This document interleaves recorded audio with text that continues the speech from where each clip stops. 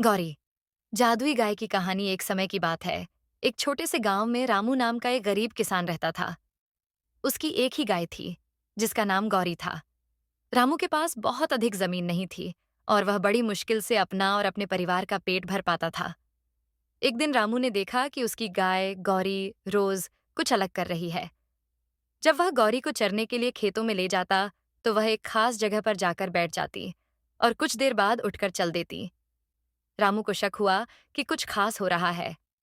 एक दिन उसने ध्यान से देखा और पाया कि गौरी जिस जगह बैठती है, वहां की मिट्टी कुछ चमक रही थी। रामू ने उस जगह को खोदने का फैसला किया।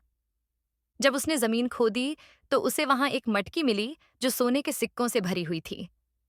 रामू बहुत खुश हुआ। उसे समझ आया कि उसकी गाय गौरी कोई साधारण गाय नहीं थी, बल्कि एक जादुई गाय थी जो उसे इस अनमोल खजाने तक ले गई।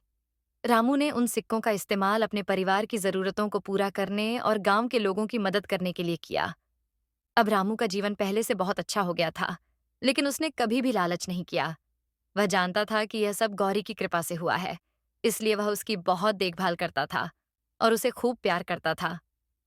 इस कहानी से हमें यह सीख मिलती है कि मेहनत, ईमानदारी और कृतज्ञता से हमें जीवन में हमेशा सही मार्ग मिलता है।